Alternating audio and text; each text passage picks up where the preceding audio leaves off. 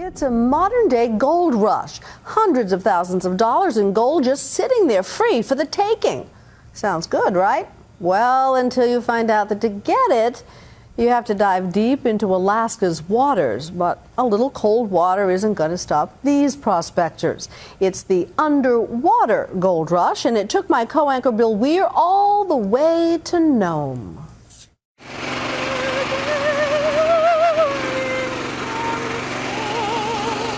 If you happen to be off the coast of Nome, Alaska, and hear the sound of opera floating across the water, it could be one of two things: cold and fatigue-induced hallucinations, or Emily Rydell.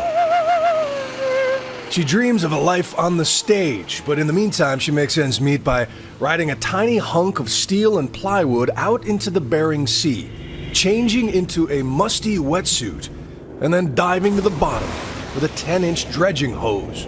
I guess the typical route for the aspiring singer making money while they study is waitress, barista. I would much rather dive in freezing water than waitress. That's how much I hate waitressing. And as much as she hates serving coffee, that's how much she's come to love the sight of a certain precious metal through her scuba mask. Describe gold fever. It eclipses reality. You see gold and you forget everything else. You forget, that you're in danger. You forget that you're cold or unhappy. Without gold fever, it's hard to imagine why anyone would move to this, the corner of frozen and desolate. But aside from a couple rough bars and some surprisingly good pizza, Nome has one thing going for it: geology. Ages ago, moving glaciers smeared gold deposits across countless acres here, and a century ago you could pick up nuggets off the beach. When the easy pickings disappeared, the boomtown died. But then came the recent global recession. When stocks crash, gold soars. Prices hit $1,800 an ounce, and suddenly building a dredge out of scrap and chasing flakes under the waves didn't seem so crazy. It's hard to overstate just how primitive this thing is. Weathered plywood, screwed to a basic metal hull, sputtering engines, leaky pumps. But for Emily's boss/ex-boyfriend, Zeke Tenhoff, the Edge is just the modern equivalent of a pickaxe and mule. And fortunes have been made with a lot less. So what's the most excited you've ever been? What's your biggest strike? When I was working by myself, I had a 10-ounce day. That was really exciting. That was like, almost 20 grand in a day. But I've spent months and months, summer weather, months and months just trying to repeat that. Yeah. And, a lot of times it's just getting by.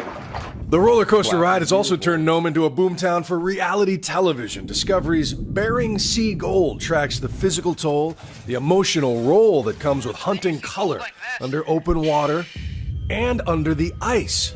Many of the miners go deep into debt to chase the dream, often with bitter results. Time to drink.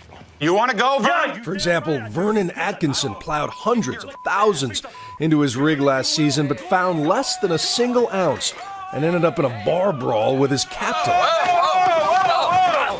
And then there is the Pomeranke crew of the Christine Rose, the father-son team who left a Minnesota farm when the gold bug bit.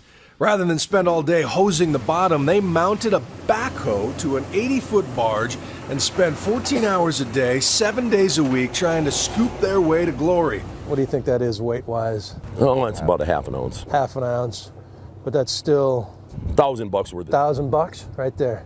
We mined thousands and thousands of ounces in our career already, getting pretty close to 20,000 ounces since we started. Yeah. But then we had a couple 3 bad years, and that wiped out, 12, 13 years of good mining. The bathroom facilities may be rustic, but at least they stay relatively dry all day, while over on the Edge, Emily has learned firsthand how risky their method can be. Pull me up, pull me up! I think the most afraid I've ever been, I had a couple of experiences this summer that really made me question diving. You can so easily get trapped underwater. So something could just so easily go wrong. Our air compressor is old and crappy, and it could shut down in any minute. So is it a desperate need for cash, or is it love of the hunt that keeps you coming out here? It's both. I'm ruined for life, we're getting a real job. I mean, like, this is... And what do you say to the person watching this who's a gambler, says, I'm gonna go do that. I got plywood. I got an old pump. I'm gonna go do it. By all means, but just accept that it's gonna mean spending a lot of winters in Nome broke. That's the title of a good song. A winter in Nome broke.